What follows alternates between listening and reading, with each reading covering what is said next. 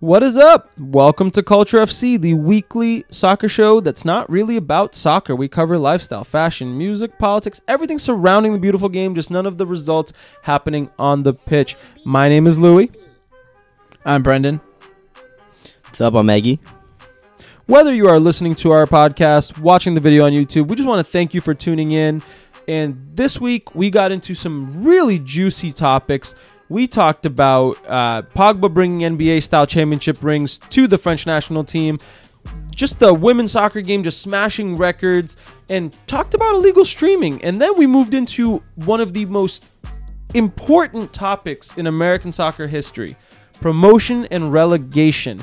We talked about what it is, what it would look like in America, why people are opposed to it, why people are for it, what it would mean for the soccer community, and basically dove into every little bit about promotion and relegation. So it was a really awesome episode, got into some good discussion, and yeah. If you enjoyed this episode, we really appreciate it if you give it a thumbs up or share this episode with a friend or just subscribe and leave us a review. It just means the world to us. We want to get better at what we do every single week, and we want to put out the best content that we can. So please give us that 5-star review, give us that thumbs up, and don't forget to subscribe to both the podcast and our YouTube. You can find us on Instagram, on Twitter, at Trebl Soccer, and you can also find us on YouTube at Trebl Soccer. Well, that's enough for me. Let's jump into this week's episode.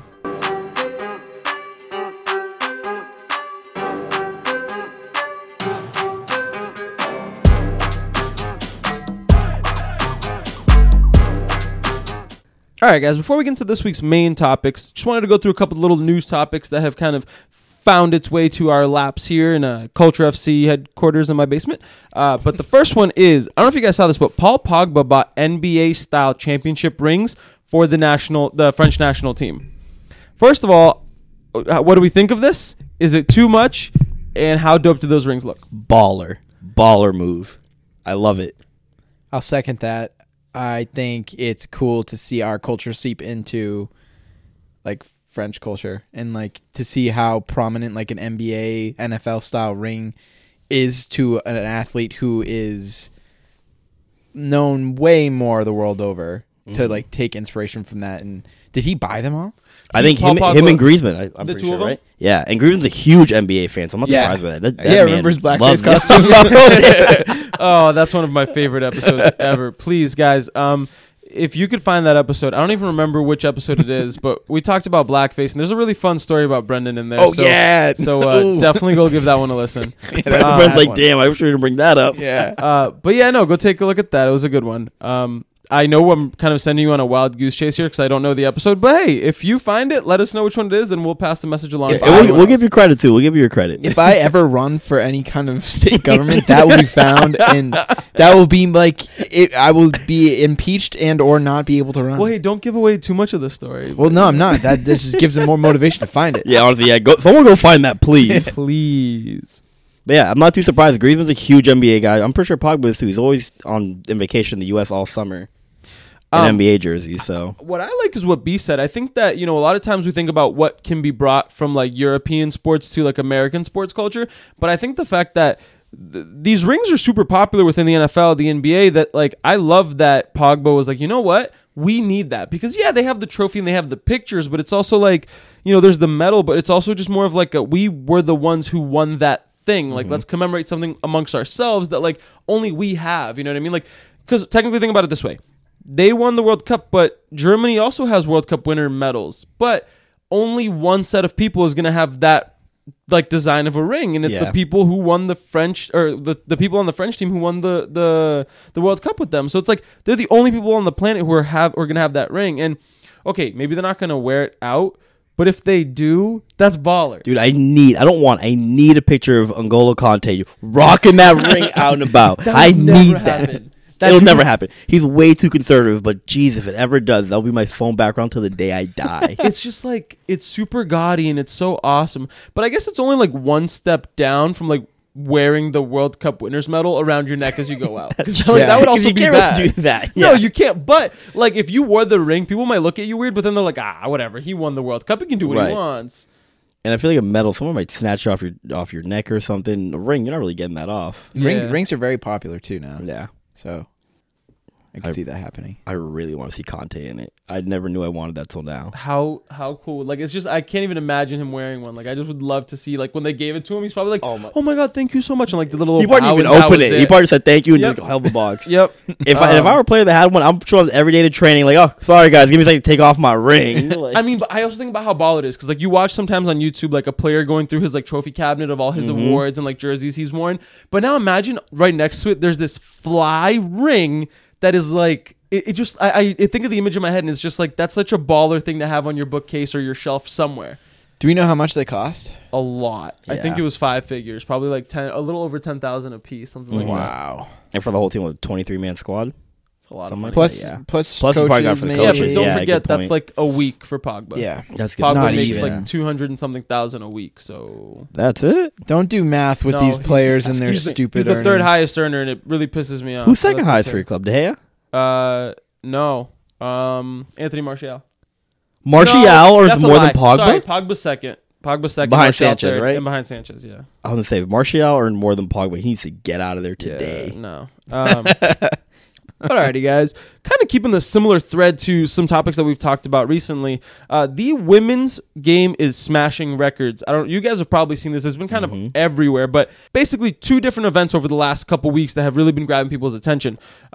Firstly, last Sunday, Atletico Madrid set a world record for a women's club soccer with a crowd of 60,739 people for a league match against Barcelona. This is that's crazy. That is 60,000 people filling a massive stadium for a women's game. Like that already in and of itself is already like record breaking, and that's great showing from people who were clearly want and know that the girls can play, and they're there wanting to watch an exciting football match. Oh yeah, and for those of you who know, the Wanda Metropolitano is a new stadium, brand new, gorgeous stadium, huge stadium. To sell that out for a women's match is insane. Oh, yeah, I forgot to mention that they couldn't fit any more people in the stadium because that's the selling out of the stadium. Yep. Like, people are saying, oh, but like 60,000, like they could probably get like 80,000 at another stadium. Like, nope, this was filled up to the brim with people to watch this game. Wow. And then Juventus, not to be outdone, they demolished the Italian record for a women's match with a sellout crowd of 39,000 people as well this past weekend. So that's really crazy too. So, I mean, clearly, like we said a couple episodes back, this is becoming, big time. Like people are truly starting to pay attention. It's really great to see. Big time for the hooligans too. You hear about PSG? No. So the women's PSG team, I forget who they were playing, but the fan bus was checked or something, and they found like brass knuckles and like I actually did hear about weapons that. and shit on, Yeah. the PSG's away fan bus. So they wouldn't let people in and stuff like that. Wow. So like if the hooligans are getting down coming from PSG to England, which is where I believe they played, like something's happening. That's like, okay, look, I don't want to condone any violence, and I've said this many, many times, but that's still impressive. Like, that's still important. Like, people are so angry and they want to get so involved. Okay, here's the thing. You cannot deny that hooliganism is a part of soccer, no matter how you look at it. So the fact that they're now finding it important enough to go be hooligans at a women's match, in a way, it's almost endearing to a strange extent. Yeah. Right? Like, even if it's, okay, I'm saying, I don't condone it again, and please don't do it. Literally tiptoeing around this one. I am saying that it's just like, if they find it important enough, I think we should I get what you're saying. It's pretty badass that the women are getting all this attention finally. And because of all of this attention that the women's game has been getting, Barclays, and if you don't know who Barclays is, they've basically been the sponsor of the Premier League for forever, basically, I think, but 15 years or something. Like that, Barclays Premier League, that's what it's known for. It's a massive bank. They are big-time sponsored. They just signed a 3-year, multi-million-dollar contract with the English Football Association to back the Women's Super League. And so it's very interesting because in the country that invented the sport, in the country that has one of the biggest leagues in the world, their women's league was lacking so much. Yeah. And for a really long time, they were actually paling in comparison to the women's league here in the States. And so the fact that Barclays is now seeing how important it is to people, the women's game, that they're actually going to back this, for that, like, that's really awesome. Yeah, I need the Chelsea women's team to go out and sign Alex Morgan. That would be cool. Pair her with Fran Kirby and just watch all the Yeah, records I wonder- shatter. You know, I follow Fran Kirby on Instagram. I love Fran Kirby. She's like, I was just like, I was like, you know what? I want to start getting more into women's soccer. I'm gonna start following a bunch of them. And I randomly realized that I was following Fran Kirby, and then she's like posting Chelsea stuff, and I got mad. I'm like, why am I doing this? Her to and myself? Claire Rafferty were my two favorite players on the Chelsea women's team, but Claire Rafferty went to West Ham, so she's gone now. But Fran Kirby, still my favorite So now. do we see now, I guess, with like the women's game out in Europe getting so big, do we think some of these players in the United States are going to start looking out there? I know some do already play. They have, and they already do play, but do you think there's going to be like an increase? Yes, I think Like it's going to be like college to like the Super League. Well, it's been, I mean, maybe more to the Super League in and of itself, because like I said, the English game wasn't that big. I mean, like we mentioned this on the podcast, Manchester United have only just launched their women's team this past season. This is, you know, the biggest club in England. Like you just launched you just launched the women's team this year when all of your competitors have had them for you guys years. laughing because the biggest team in England? No, I made a little. I had to get a little cough out in there. I mean, sorry, it's under my throat. Bite me. And I think it'll be important because people who don't want to, like, you know, maybe don't want to take the traditional soccer, like a college route, like here in the States, they could just go overseas to some of these clubs and try their hand. I mean, like, that's not a bad idea, especially now that one of the things we mentioned, I believe, a couple episodes back was like almost like the amount of money, quote unquote, that the women's game was bringing in. But now that you have major sponsors like Barclays getting involved, now all of a sudden, you know, people are going to start running out of excuses real quick as to why they're not paying the women like fairly and things of that nature. So overall, I think these stories are great, and I'm very happy, especially with the Women's World Cup coming in the summer.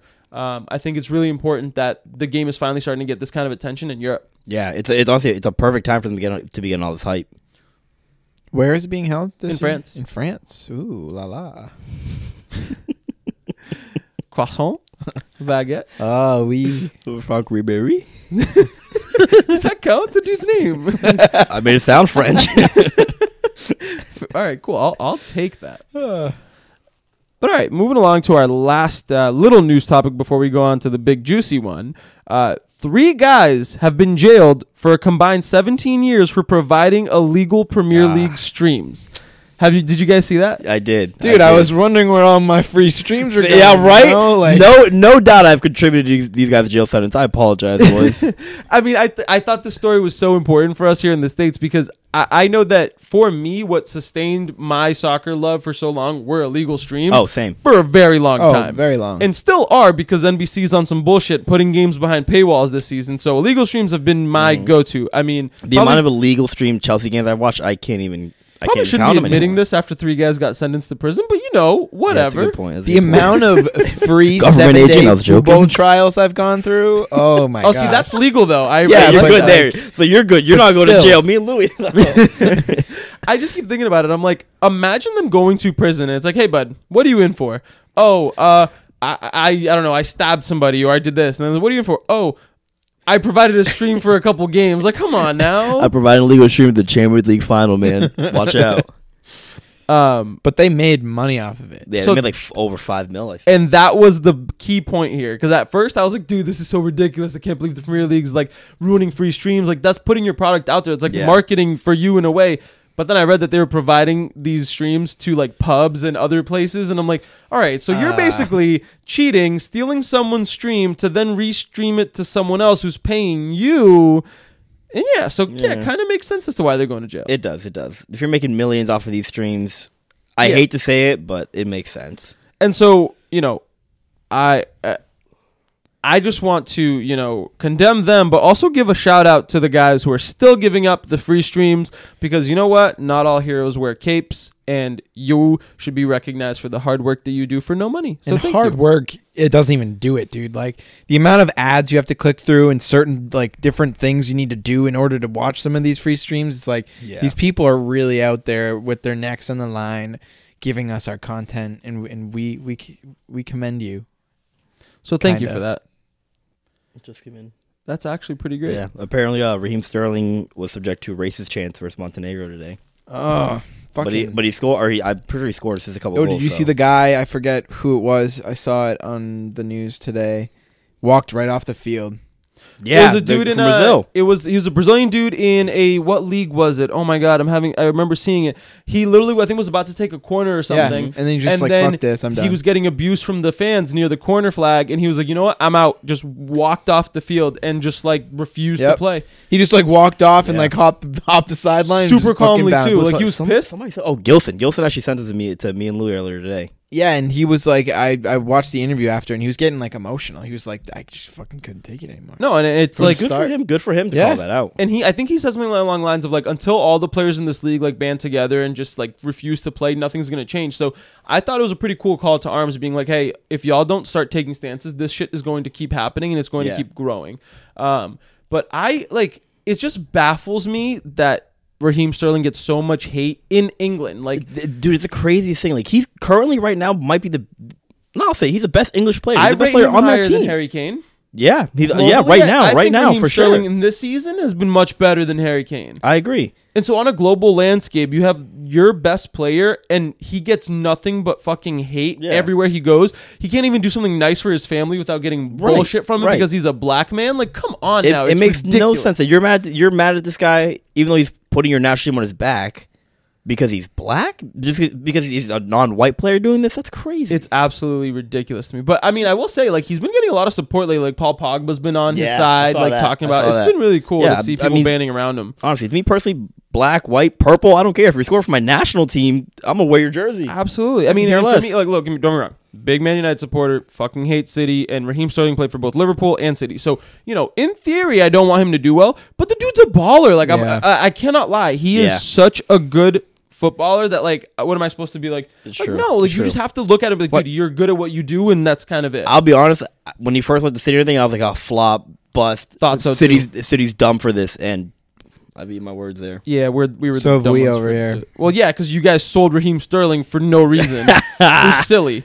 But that's besides the point. Don't look at me and say De Bruyne or Salah, though. Don't say those names to me.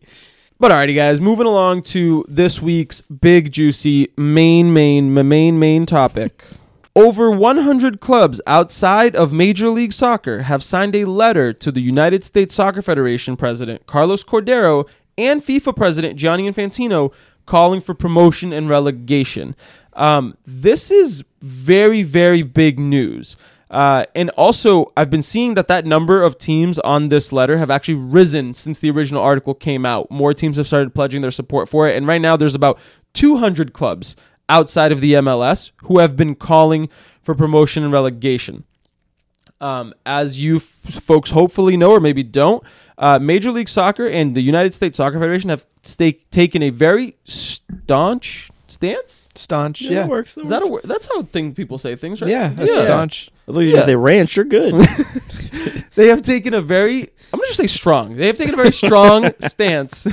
No, but staunch is loyal and committed in attitude. Okay, fine, but it's also a tongue twister. And they have taken a very staunch stance against promotion and relegation in the United States for probably close to 20 years now. Yeah.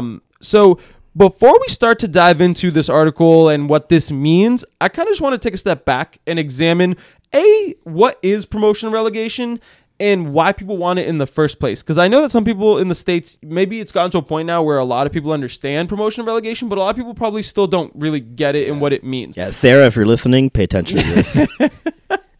Because a little birdie told me you had some problems with promotion and relegation. Oh, babe, I love you. I hope you are listening to this. Love you too. If you aren't, where's your support? But anyway, all around the world, soccer leagues are structured in a way that resembles a pyramid, where the top division is the highest level of soccer in that country. Below the top division, there's another league that is considered the quote-unquote second division, and below that, there's the third, and so on and so forth. This continues kind of all the way down the pyramid. This is important because everywhere else in the world, clubs can move up or down this pyramid based on their results and how they finish their season. So, in other words, the worst team in the top division gets moved down or relegated to the bottom league, while the top teams in the bottom division get moved up or promoted to the upper division. To try and compare this to something in the United States, it would be kind of like, imagine that the NBA is the top of the basketball sporting pyramid and that the G League is like the second division. Like, we all understand the G League is kind of the second division for basketball, but it's more of a developmental league. They don't really see it as it's like, yeah, it's professional, but it's also more about developing the players than it is about the sport. So I didn't even know the G League existed. Well, B, there you go. You learn something new today. You learn something new every day. But now imagine that in 2018, instead of getting the number 1 overall pick in the draft for being really, really bad, the Phoenix Suns, one of the worst teams in the NBA last year, had to trade places with the best team in the G League, being the Austin Spurs, who won the G League championship, as kind of punishment. Essentially, the Suns, instead of being rewarded with the number 1 pick in the draft and being able to make their team much better, they essentially would get punished and lose a ton of money for being out of the NBA. And like, why is that important? It basically allows clubs to dream and move up the pyramid, and it basically means that no matter where you play the sport, it's more of like a like being able to dream, and it means that every single game matters, not just because the players are developing, but because the game in and of itself matters and the teams matter, and it means that everything matters. You're not just doing stuff for something weird that, like, it's weird in American sports. We have so many mechanisms like the draft and the playoffs and all-star game and things of that nature that in a weird way kind of both make the game better in terms of an entertainment standpoint, but also really kind of pervert the sport in a way. Yeah, we kind of reward losing in a sense. And some teams even take a strategic approach to losing. Right. Like right now, for using the NBA keeping the NBA as an example, Zion Williamson. Every team wants him. He is a baller. Absolutely. If your team's not doing great, you're definitely looking and saying, hey, maybe trot a bad lineup or two out there. See if you can lose a game or two and get closer to Zion. Why wouldn't you? We'll get back to the NBA comparisons, but what's really interesting is that some of the most watched games all over the world in terms of soccer, they are usually contests in promotion relegation leagues where the teams are in danger of being relegated. Yeah. It's those are the ones that are like super tense, where it's like, crap, if we lose this, we're not going to be able to be in this top league and make all this money and be able to do the things that our club is like accustomed to or whatever.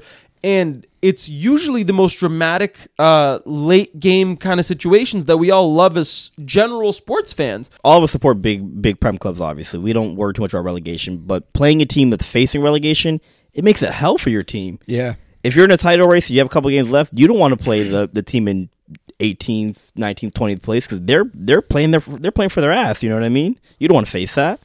As crazy as it is, you don't want to. Yeah, and even in some cases, those teams perform because their backs are against the wall. Their ass. Exactly, and they have to essentially claw their way out. And those games are. I love what you said. It's not always just about like, Chelsea has to go play who's in the Fulham. relegations, like Fulham or whatever. But you know that Fulham, if they lose, they're out. So you know that they have an extra fire up their ass. Right, versus right. Chelsea might be like, man, we literally have a Champions League game, or sorry, have a Europa League game in like 4 days, and so we're just gonna maybe not play our strongest lineup or whatever. And it happens with like United and Liverpool and everybody. They might look at the relegation battle or the relegation teams matches and being like, you know what, maybe this game will be easier, but sometimes it's not, and it makes for really good games. So why does promotion relegation matter? It's because that, like we said, in a closed system like we have here in the United States, it really, like we said, it just, all it does is promote mediocrity, and it just means like, oh, you're gonna be bad, well, nothing's gonna happen to you. Right. You look at teams that like, oh, you have really, really bad attendance where there's only, so I retweeted a picture this week on Trebl's Instagram account of someone taking a picture of the crowd at Gillette Stadium for the Revs playing Cincinnati. That. Oh, man. And it was like, they announced that 10,000 people were at the stadium, but I kid you not, in the picture, maybe there was less than 1,000 people at that stadium. Yeah, if they're telling me that's 10,000 people, I just don't believe it. It's to the point where it's just like, bad attendance, nothing happens to you. Bad coaching, nothing happens to you. Mm-hmm. It essentially just creates this thing where billionaires get to play in this little playground where they're like, oh, we get to have a sports team, but there's no repercussions for us being bad.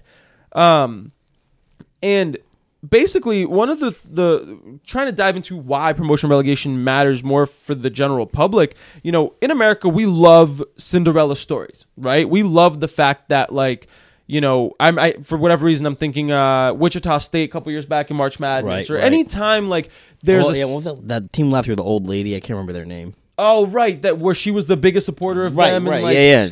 Everybody loved that kind of like Cinderella story of the small little school who's making a deep run into the tournament, who managed to make that. that tournament on like some really lucky play or whatever. That's why every time Arsenal played Bayern, you root for Arsenal. You want the small team to do something. Small team, dude. You root for the underdog, the small team. And so, you understand that people in America love that underdog story of the ability to get behind a team that's like, man, these guys probably shouldn't be there, but they're doing bits. Like those stories in a closed system don't really ever happen at all. I mean, like some of the most talked about stories in the Premier League or in the Bundesliga or any league around the world is when one of the relegation battling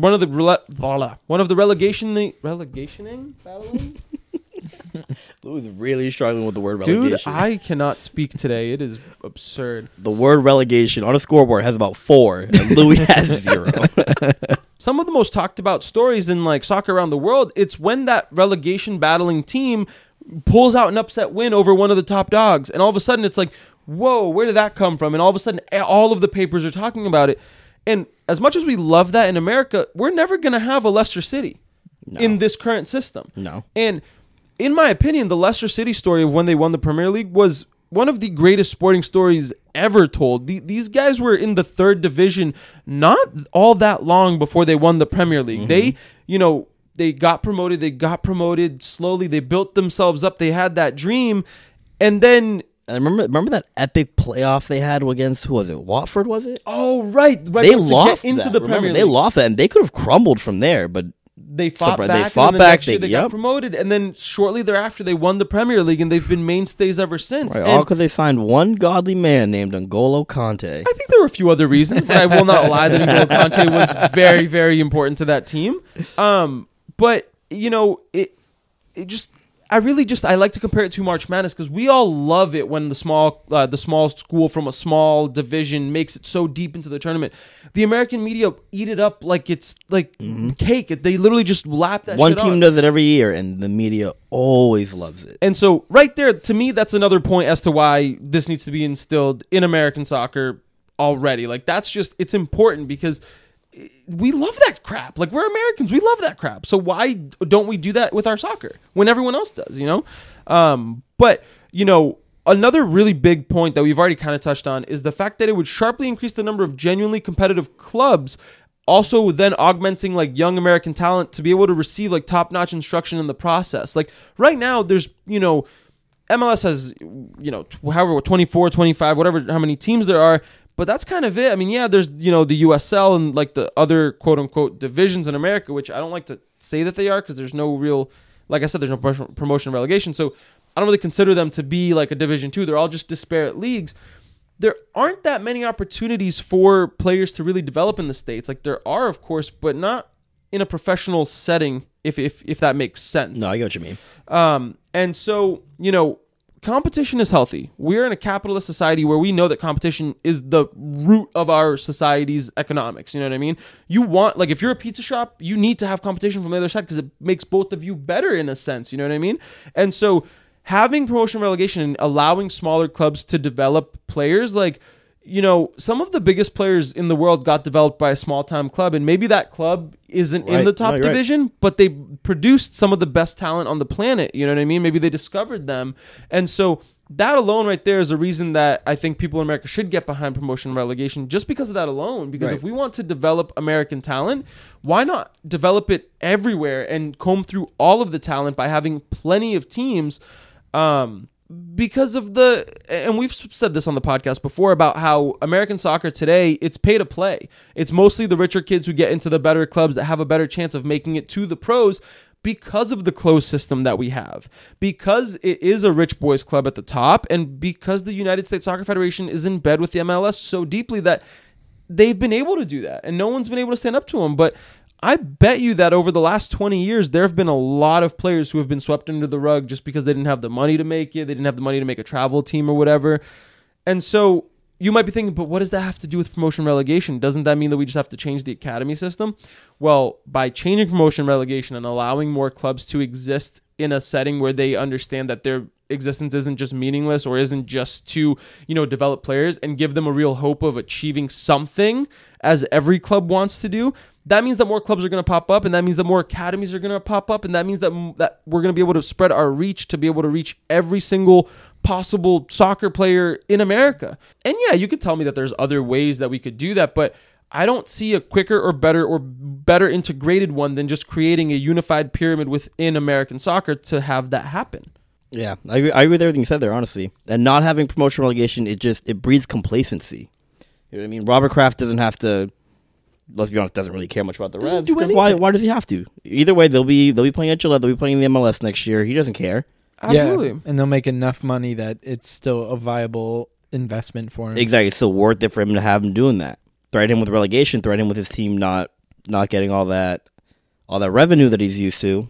Maybe he'll have to turn things up a notch or two. And I like the point that Louis made about like the academies and stuff. You know, like growing up playing soccer, like my family wasn't about to shell out a couple grand to let me go play more soccer when I could spend like $150, $200 just to play on a town team. But now, what if that town team wasn't just like a small little thing for the kids? What if that town team also had a professional level where they're competing at a level that made sense to them, where it made sense for them to actually be able to compete for something and potentially move on up? And that means that, you know, that hope, I think, is the most important part of promotion and relegation whenever we talk about it. It's the fact that, like, you know, if you exist as a club, you want to achieve something, and achieving something means you have more success, and that means that you can bring more money, and that means that you can help your community out. And that's the whole point about soccer. It always came from the community. It always came from the working man. It was always the working man's sport. You know, there have always been other sports for, you know, the rich or the more elitist people to enjoy, but ever since the inception of soccer, it's always kind of been about the people all over the world. And so, you know, if a town team like ours that you know, it stops at U12, I believe now, or U14. I don't think they have a higher. Oh, wow. I don't think they don't have anything higher than that anymore. Because from there it's high school. Because then it becomes high school or club team or whatever it is. But those club teams are expensive, and so, you know, it should be about the community. And if these clubs have hope of being able to be like, but if, you know, if we win this season, we can move up, and, you know, those kids now have a better path to the professionals. Because right now, if you play for, you know, our town club was Framingham United, right?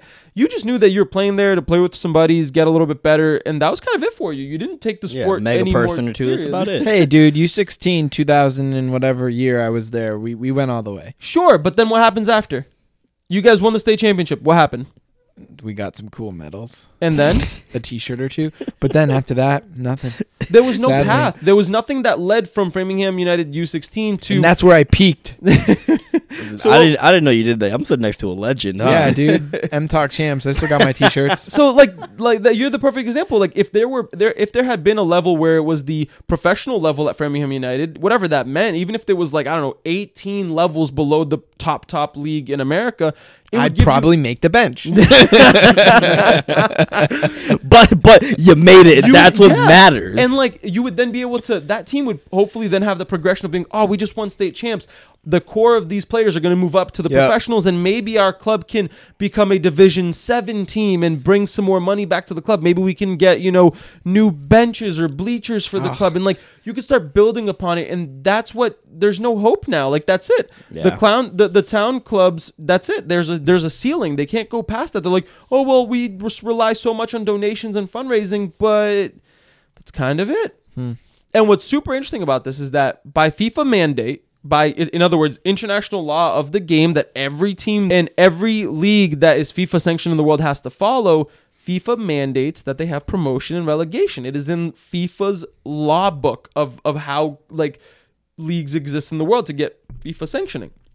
So you're thinking, well, that's weird. Why doesn't the MLS? Yeah, I was literally thinking that. It's a mandate, and you're like, well, so how are they getting around it? Well, the truth is... money. Exactly. Mr. There have been Krabs. so many stories about, you know, we did a whole episode on FIFA corruption, and I don't even know if we dove too deep into the fact that CONCACAF is one of the most corrupt organizing bodies of soccer in the world, despite the fact that we've never even had like a major tournament winner in CONCACAF, aside from our own tournaments here, the Gold Cup. But like, it's weird, man. Like it's one of those things that because of money, FIFA's been allowing the MLS and the United States Soccer Federation to slide because the two of them are in bed with each other. They honestly just get a free pass with this. It's a little bullshit. And I think that... Yeah, that's very bullshit, actually. In reality, the letter that we mentioned at the start of talking about this topic, that's one of the things that they were trying to impose. They were basically like, hey, before MLS and United States Soccer Federation's argument was that clubs didn't exist and we didn't have this structure, but here we are, almost 200 of us asking for this to be imposed because you've made it a law and these guys are part of FIFA, and yet you're letting them have a free pass. Yeah, if you're a club or if you're a team in the lower divisions, you've got to be furious about that. Aside from the ones that are owned by other MLS teams. So what you got to remember is that MLS, they all have their own teams that they own, but the quote-unquote second division in America, I'm pretty sure a majority of those clubs are owned by MLS teams. So you have Toronto FC 2, Seattle Sounders 2, Atlanta United 2. Like you have these like quote unquote second teams that they're following the Spanish model where each of these Spanish teams have a B team, but that B team isn't allowed to be promoted to the first division. Right. And so it's a weird law that works in Spain that I don't really like, but it is what it is. But at the same time, when a majority of the league is owned by the league above, doesn't that seem weird to you? Yeah, it definitely kind of makes you think of like the MLB, like all these like farmer teams. It's like, so like the only real path to success as an MLS wannabe would be joining an academy team and playing your heart out and hopefully getting the chance to get called up. Yeah, but now for you to get that academy to... But you already got to pay money. Because you have to join a good club team before the academy team even looks for you, because a lot of these clubs don't even have their own academy systems. No. Or they used to. Now the MLS has mandated, so after several years, all of these MLS teams are starting to develop academies, but for the vast majority of their existence, they didn't have an academy system, and they were relying on these other clubs like town clubs, not really necessarily town clubs, but these other clubs to filter players to them, and so it's just a mess overall. And so in reality, the MLS and the USSF will make the argument that, we don't have enough clubs, there's not enough of a structure for this. But in reality, all they're doing is protecting their billionaire owners, because the truth is, when someone buys a team in the MLS, they're giving the MLS a ton of money just to exist as a franchise within the MLS. And like, it's something I think in the region of $250 million, if not more. And so these people don't want to give that money to the MLS to then be like, oh, wait, but now you're telling me my club can be relegated. But that, I think, is the inherent fault as to why that model doesn't work. Why do they have to pay the MLS for a club? Why don't we just have a system where if I was a millionaire and I wanted to create a club, why don't I just build a club? Why do I have to pay the MLS money? Why don't I take that money and invest in the infrastructure in a city and then say, you know what? We now have a club. It has a stadium. You now have $250 million, but your money wasn't just given to some random fucking corporation over here that happens to be the one in charge of the top division of the sport in your country. Like, that doesn't make sense to me. Does it to you? No. No, not at all. Like, you have to pay these people just to be a club? That's not how soccer works. Like, it doesn't make sense. And then the other argument of like, oh, but like, there's not enough clubs, there's not a structure. That may have been true back in 98, 99, 2001. Because what people have to also understand is that the MLS almost folded twice. So in reality, if it wasn't for these millionaires' payments and money, the league would have folded. So it's a double-edged sword, right? So here I'm arguing all for Pro-L, but I also understand why the MLS existed the way it did for so long, because of the fact that they almost folded twice, and they had to fold a couple teams, like the Miami, it was the Tampa Bay Mutiny and the Miami Fusion, two teams in Florida that just couldn't attract people. They had to fold them, and there were talks that the MLS were about to fold as a league, and so I get it. The United States Soccer Federation had to step in and kind of subsidize it, and billionaire and millionaire owners had to also subsidize it, but we've gotten to a point now where the game is so much bigger in America than it's ever been, yet we still find ourselves in the situation where the MLS has a very tight-knit control over everything that happens in American soccer. And it's like, but you're just one league. You shouldn't have that much control. And so you might be thinking, so what changed from, early 2000s to today that means that, people actually care about soccer? Well, to me, I think the introduction of the Premier League and the accessibility via TV deals and also the internet and the illegal streams we talked about at the beginning of the episode. Shout out to you guys. What up? Miss you guys. Miss you.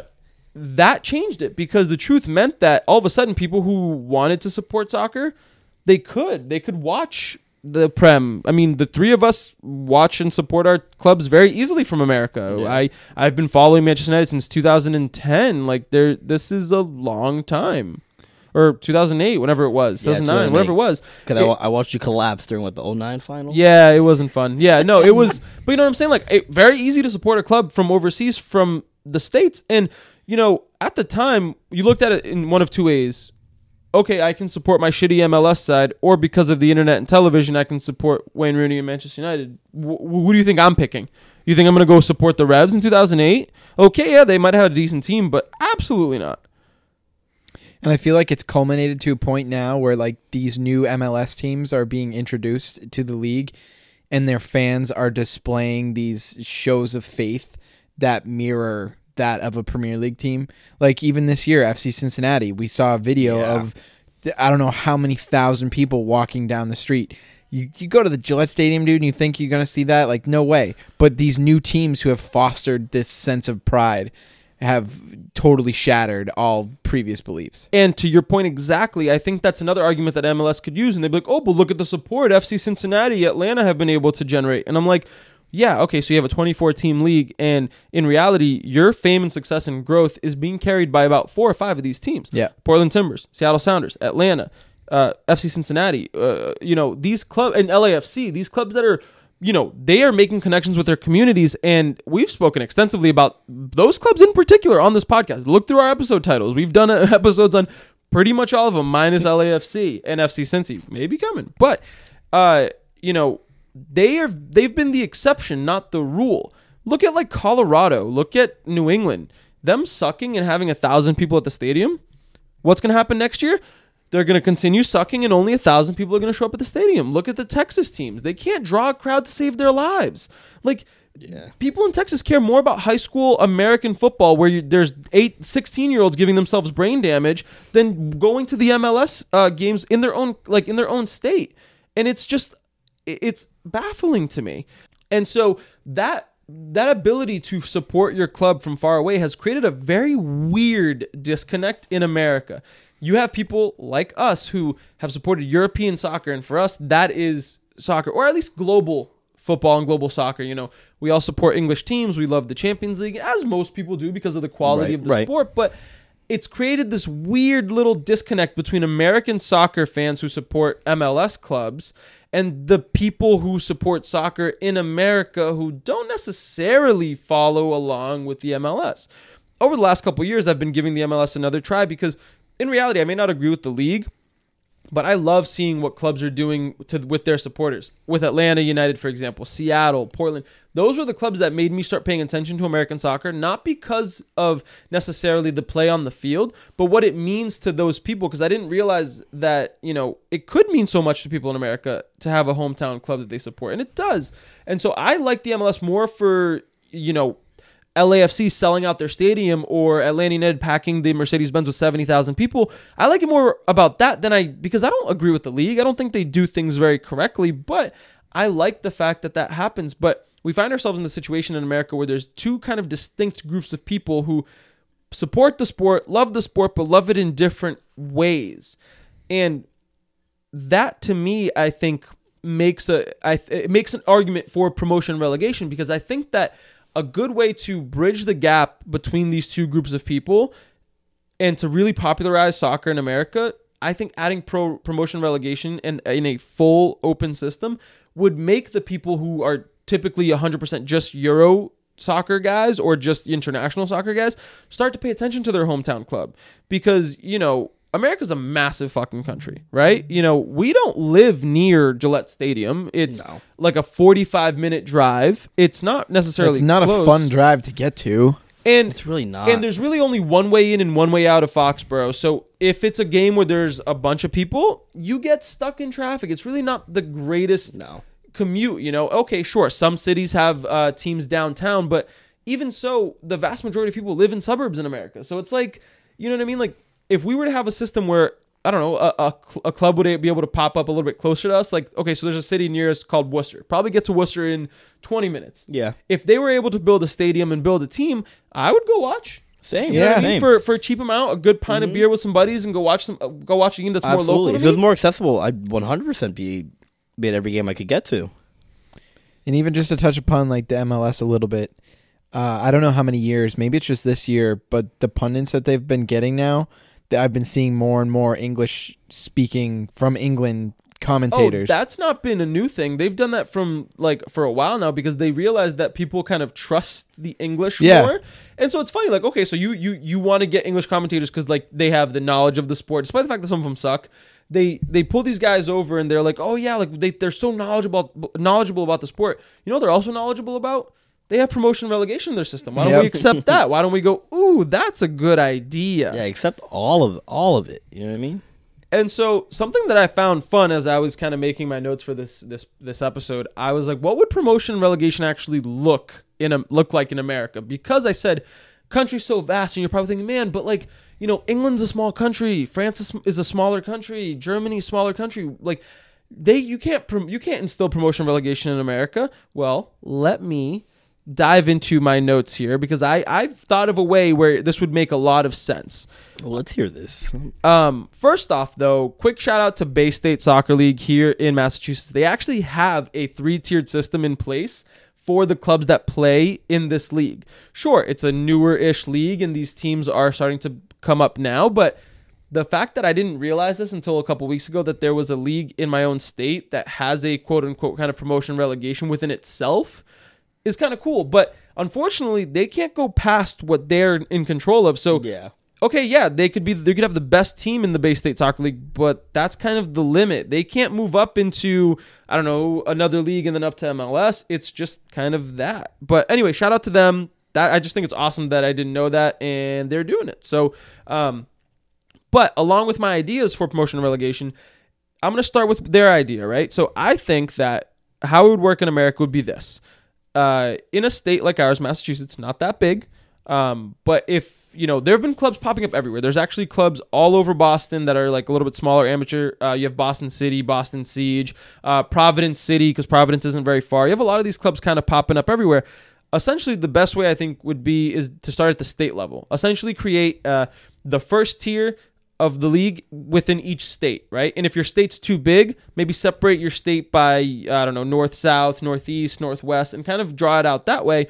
But essentially, you know, you would have a team in Springfield, one city in Massachusetts, and then a team in Worcester, another team in Massachusetts, and they would all play each other. And then if there were too many teams within that state, maybe the next tier up would be, you know, the second division of that state. And then you kind of go up from there. And then once you promote from there, you go to, for us, let's say New England. It would be like the New England League, and that would be the next level above that. And so all of a sudden, you'd have a team in Massachusetts playing up through the ranks in Massachusetts. Once they reach the top, they can go, okay, cool, we'll play New England, which incorporates like 6 states of the Northeast. Then all of a sudden, it's like, all right, once you're in the New England League, maybe there's 2 tiers of that because there's just so many teams, so many states. But then once you get to the top of that, maybe there's the Northeast Division League where it's all of the Northeast of America, where all of a sudden you're incorporating, New York State, Pennsylvania, New Jersey potentially, and kind of go up from that way. And then once you get to that, maybe you do an East-West League, and then you kind of once you finally get up to the top, which could be called whatever, Major League Soccer, whatever it is,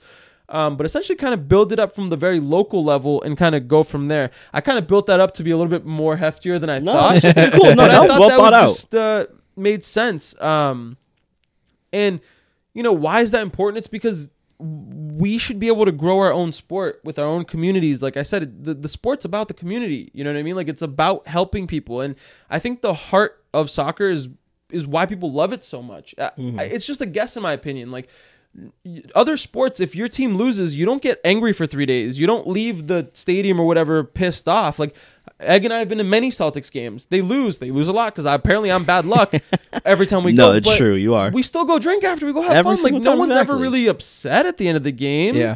Because the game, the regular season games don't matter. Okay, it might be a little bit different if we go to a playoff game.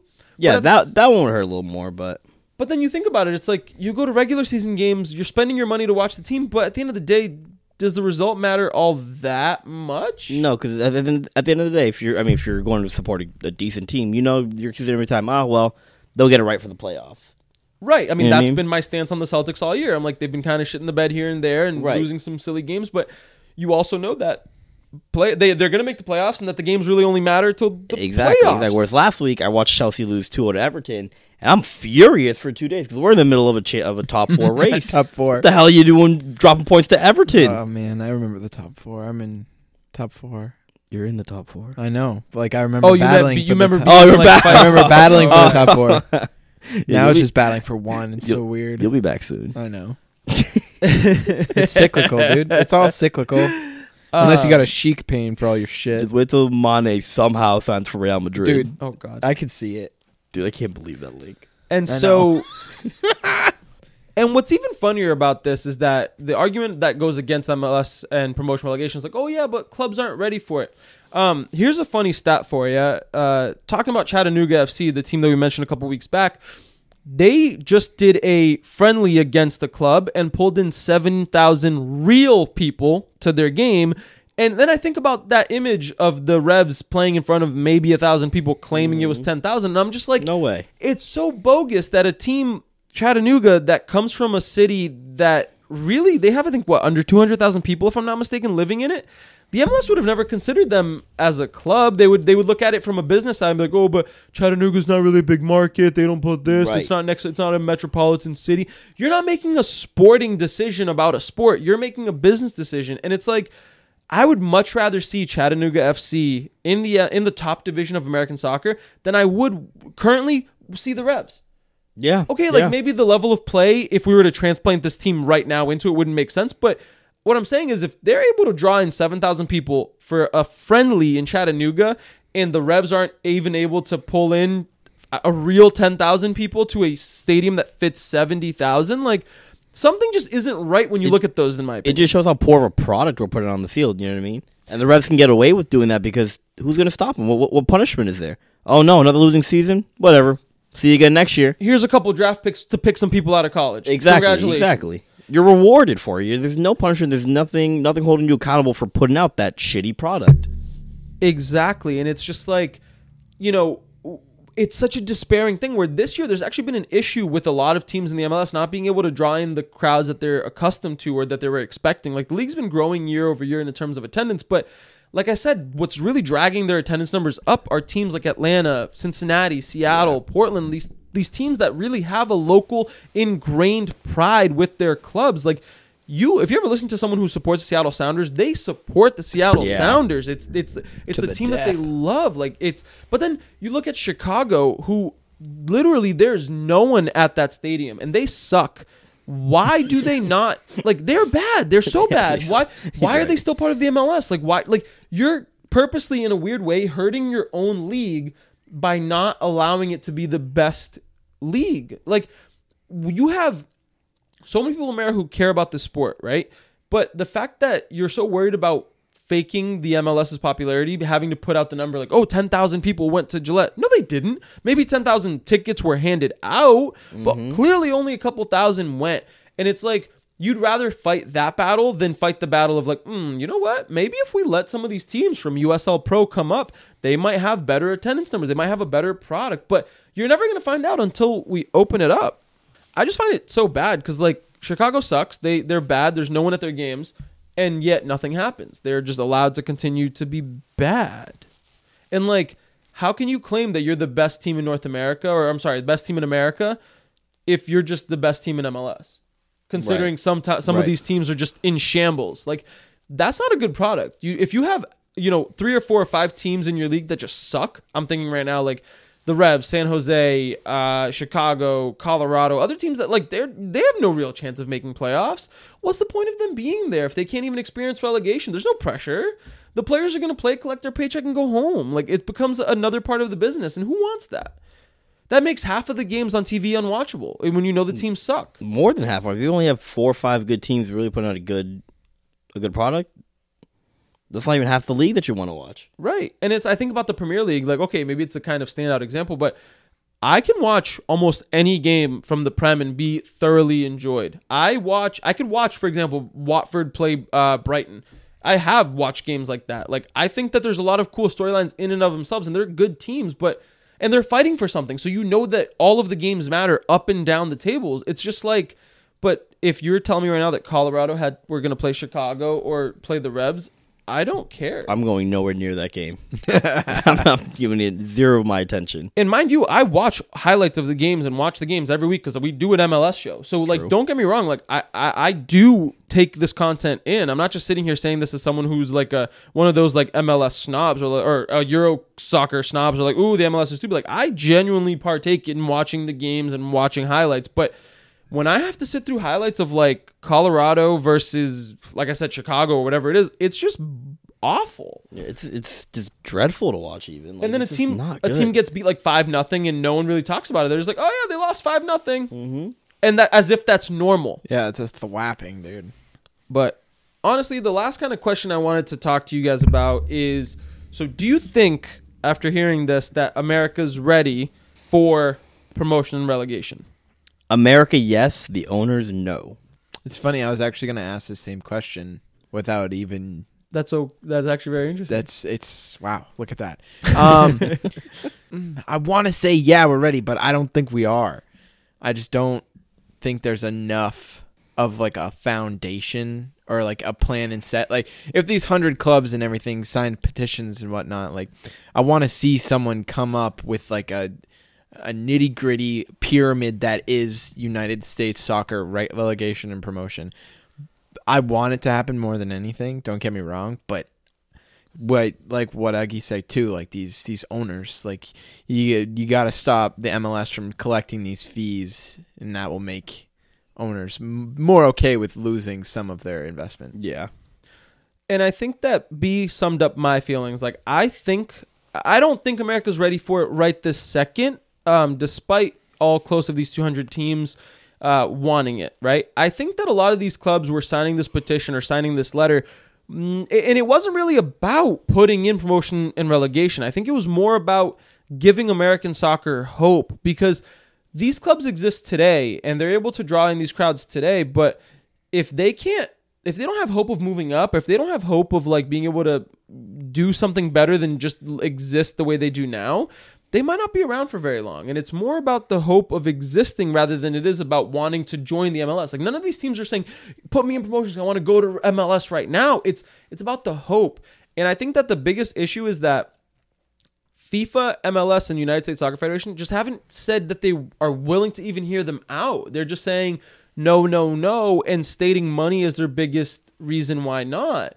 And so I think a lot of people would actually be kind of okay with the current situation if they were like, you know what, we're going to instill a plan, like B said, like let's get a plan in place to enact promotion relegation in 5 years. Because that means that all of these leagues have then time to stabilize themselves. There's a deadline, so that means that everybody has to, get stuff in proper, and it creates an organization. But the structure that people complain about not having isn't going to be created unless there's a possibility of it existing. But no, I know what you're getting at. It's something that's going to take time. You can't pull this off overnight. You can't pull it off in one season. But if you start making steps to get this in place, you can get it right. You can do it. And I think that that's kind of the main point is just tell us that you're going to put in promotion relegation. Tell us that you're willing to listen. Tell us that you want to do it, because talked about Chattanooga FC, raising over $1 million from crowdfunding sources for their club. Like, give them some hope. Like, let them know that this is going to be a thing. And I circle back to that whole thing of why doesn't FIFA mandate it? And that to me is, I think, the biggest question that needs to be answered is why don't they impose it, and will they impose it if there's enough clubs supporting it? But now my question to you guys is, do you think MLS will ever actually accept promotion and relegation? I want to say yes, they will one day, but I couldn't tell you when that one day will be.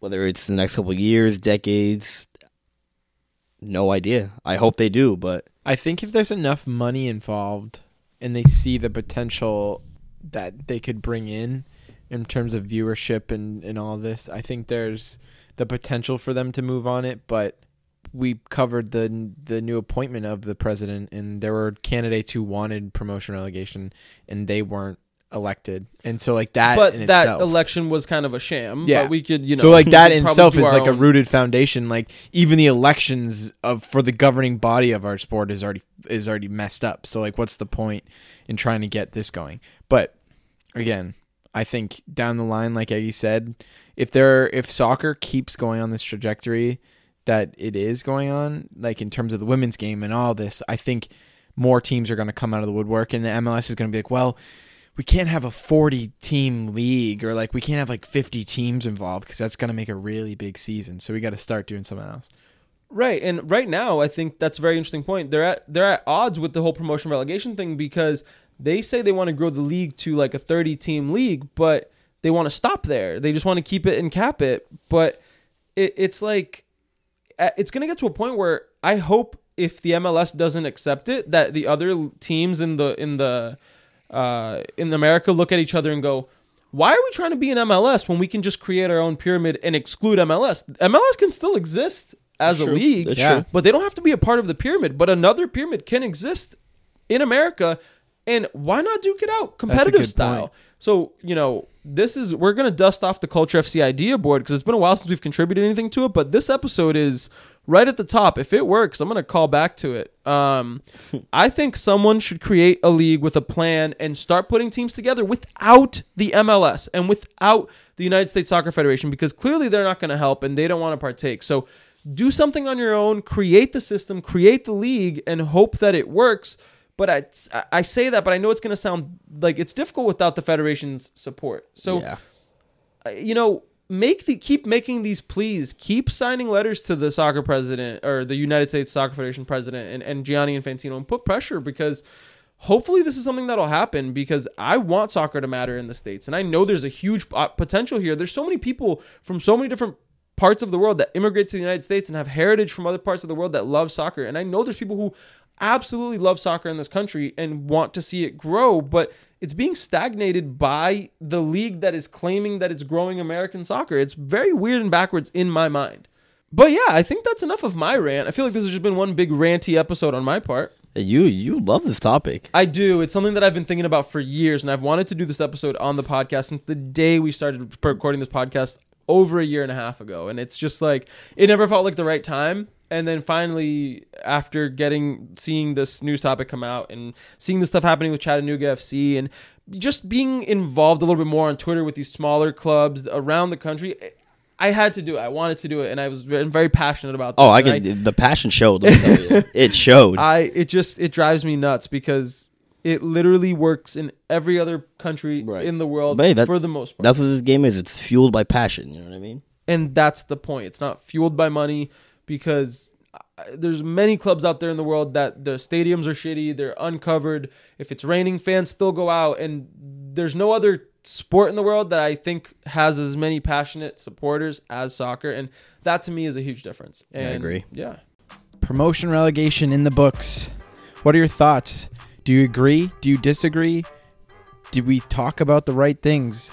Do you wish we had more things to talk about? Let us know. Tweet at us. Comment below. Send us messages. I still got those card packs for all those early listeners. If you're listening this far, send me a DM. We'll send you some 1991 Premier League cards. And these are player cards for you guys confused. They're actually pretty cool. Player cards. They are wicked cool. I've opened many a pack. But yeah, let us know what you think. Do you think America is ready for promotion and relegation? If so, share this episode with a friend. Let them know. Share it on Facebook. We'd really love it. He's right, we would.